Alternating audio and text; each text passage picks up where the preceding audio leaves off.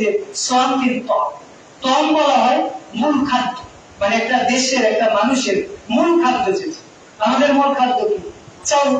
সবাই তো একই চাউল খায় না, আমি খাই 28, কেউ খায় 29, কেউ খায় মিনিকেট, কেউ খায় নাজির সাহিব, এক একজন এক এক চাউল, তো সে সেটাই দিবে। সৌদি লোকেরা খেজুর খায়, ওরা খেজুর দিবে যায়, পনির খায়, কিসমিস খায়, আটা খায়, যে যেটা খায় সে সেটাই। বুঝতে পেরেছে? এখন যদি আমি হিসাব করি ইসলাম ফাউন্ডেশন 110 টাকা বলেছে, তাহলে একজন লোক খাচ্ছে 28 চাউল মোটা, তো মোটা চাউল তো ধরলাম 40 টাকা কেজি, 40, 80 আর 20, 100 টাকা। তাহলে কি হলো? ওর প্রতি 10 টাকা জুলুম হয়ে গেল। আর যে খাচ্ছে মিনিকেট চাউল 100 টাকা কেজি, তার তো 2.5 কেজি হিসাব করে 250 টাকা হচ্ছে, সেটা 140 টাকা গরিবের হক মেরে গেল না? এই বিষয়টা এমন দাঁড়াচ্ছে না? তাহলে আমরা সন্দেহের দিকে যাবো কেন? রাসূল ইসলাম বলছেন হালাল বাইয়িন ওয়াল হারাম বাইয়িন, হালাল স্পষ্ট, হারাম স্পষ্ট। তো রাসূল ইসলাম খাদ্য দিয়েছে, আমরাও খাদ্য দিই। এরপরে তিনি আরো স্পষ্ট করে বলছেন সৌমিন তাম, যারা খেজুর খাও খেজুর দিবা, সৌমিন শাহির, সৌমিন আকিকি, সৌমিন জাবিব, যে পনির খাও পনির খাবা, যে কিসমিস খাও সে কিসমিস দিবা, যে যেটা খাও সে সেটা থেকে একটা দিবে। এখন এটা কখন দিতে হবে? আমরা অনেকে হয়তো ফিতরা দেওয়া শুরু করেছি, কিন্তু ফিতরা দিতে হবে ঈদের দিন সকালে দেওয়ার উত্তম। তবে ইবনে ওমর রাদিয়াল্লাহু আনহু বলছেন যে আমরা ফিতরাটা দিতাম ঈদের 1 বা 2 দিন, 1 বা 2 দিন আগে, অর্থ 29 রমাদান বা 30 রমাদান। যদি রমাদান 29 হয় তাহলে 29 রমাদান, আর 30 যদি হয় তাহলে কি 29-এ দিতেন অথবা 30-এ দিতেন, মানে 27, 28 থেকে দেওয়া উচিত। সর্বোচ্চ আমরা 29 রমাদান থেকে শুরু করতে পারি।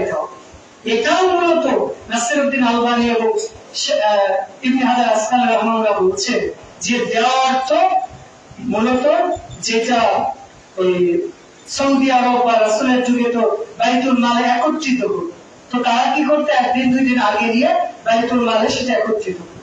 তো আমাদের যদি বাইতুল মাল থাকে তো ভালো, যদি ব্যবস্থা না থাকে তাহলে আমরা ঈদগাহে যাওয়ার পূর্বে সেটা আলাদা করে রাখবো।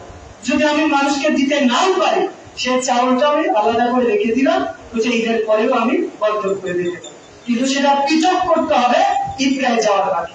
কারণ রাসূল সাল্লাল্লাহু আলাইহি ওয়াসাল্লাম বলছেন, বুখারী হাদিস, আমার বিহান তুআত্তা ক্বাবলা খুরুজিন নাস ইলা সালাত, সালাতে যাওয়ার আগে ফিতরা দিতে হবে। কেউ সালাতে যাওয়ার আগে যদি শুনে যে তার আরেকটা সন্তান জন্মগ্রহণ করেছে, সেটা দিয়ে ফিতরাটা আদায় করে যাবে, এটাই উত্তম। কেউ যদি দেখে ফিতরা দিচ্ছে তার ছেলে বা কেউ মারা গেছে, তাহলে ফিতরাটা দেওয়া তার প্রতি জরুরি, তবে যদি দেয় উত্তম। বুঝতে পেরেছে? এবার আপনি বলবেন যে ফিতরা কারা দিবে? হেদায়াত গ্রন্থের প্রথম খণ্ডের 275 নম্বর পৃষ্ঠায় বলা আছে, যার নিসাব পরিমাণ সম্পদ আছে, যার খাদ্য দ্রব্য আছে, বা ঈদের পরের দিন পর্যন্ত খাদ্য আছে, এর প্রতি ওয়াজিব। কিন্তু রাসূল কি বলেছে? ওয়াজিব না ফরজ? ফরজ বলেছে, বুখারী হাদিস। এই ব্যাখ্যাটা মূলত ভুল। এই ফিতরা যে ফিতরা নিবে সেও ফিতরা দিতে পারবে। আপনি বলবেন যে ফকির মিসকিন তো ফিতরা নেয়, ওরা আবার দিবে কেন? ওর যদি টাকা নাই থাকে ও কারো কাছে ধার নিবে অথবা মানুষের কাছ থেকে ফিতরা চেয়ে নিয়ে এরপর ও ফিতরা। বুঝতে পারেন না? একজন মানুষ যে গরিব ফকির মিসকিন ফিতরা নিচ্ছে, ও নিজের ফিতরা দিতেও বাধ্য, কারণ এটা ওর শরীরের হক। আল্লাহ যখন বাঁচিয়ে রেখেছে, সিয়াম রাখার তৌফিক দিয়েছে, তার শুকরিয়া স্বরূপ সে দিতে বাধ্য। এই যে কারেন্ট বিল, একজন ফকির আর ধনী ডিফারেন্স আছে। যদি কোনো তাকে কোনো অ্যাপ্লাই করে সেটা ভিন্ন কথা, কিন্তু জেনারেল ভাবে তো সবাইকে কারেন্ট বিল দিতেই হবে। ওই যে সাধারণ একটা কারেন্ট বিল আছে 70 টাকা, ব্যবহার করুক অথবা না করুক দিতেই হয় না? এটা হচ্ছে সাধারণ চার্জ। আপনি ঈদের দিন পর্যন্ত বেঁচে থাকলে ফকির হন আর ধনী হন, আপনি দিতে বাধ্য। তবে এই ফিতরা কাদের দিতে হবে?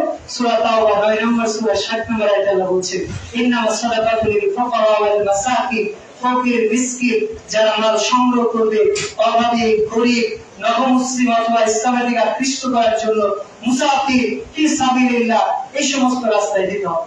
তবে উত্তম হচ্ছে যারা ফকির মিসকিন এদেরকে দিতে হবে। বুঝতে পেরেছেন? তাহলে আমরা ফিতরা কি দিয়ে দিব? টাকা দিয়ে খাদ্য দিব। কতটুকু দিব? একসা কতটুকু? একজন মধ্যম মানের মানুষের হাতের 4 জন। যদি এটা না করি তাহলে আপনি 2.5 কেজি বা 2 কেজি 800 গ্রাম দিতে পারেন প্রত্যেক মানুষের মাথা পিছু। এইভাবে আমরা দিই। এখন কেউ বলবে সারা জীবন টাকা দিয়ে দিলাম, এখন কি করব? আপনি যদি এখন টাকা দিয়ে না দিয়ে রাসূলের সুন্নাহটা পালন করে, রাসূল সাল্লাল্লাহু বলছেন তাহলে কাবে 10413 নম্বর হাদিস, ইন্নামি আলাইকুম জামানা সবর, যে রাখো আমার পরে এমন একটা যুগ আসবে যেটা হচ্ছে ধৈর্যের যুগ। লিমুতামাসসিক ফিহি আজরি 50 শাহিদা। এই যুগের মানুষরা আমার সুন্নাহ মেনে চলবে না, আমার দ্বীন মেনে চলবে না, সমাজে যা চলে, দেশে যা চলে, বাপদাদা যা করে তাই করবে। এই যুগের মানুষেরা যদি আমার একটা সুন্নাহকে মেনে চলে, লি আজরি 50 শাহিদা, আমি আল্লাহ ওর আমলনামায় একটা সুন্নাহ মানার কারণে একজন নয়, 2 জন নয়, 50 জন শহীদের মর্যাদা দিব। আমরা চাই না আমাদের আমলনামা আল্লাহ শহীদের মর্যাদা দিক? তাহলে কি আমরা রাসূলের সুন্নাহ পালন করব না সমাজে যা চলে তাই করব? আমরা রাসূলের সুন্নাহ পালন করব ইনশাআল্লাহ।